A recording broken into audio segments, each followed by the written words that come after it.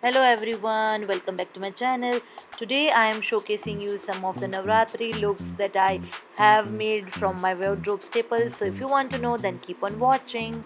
Look number one is this Ghagra Choli look that I've created from whatever I had.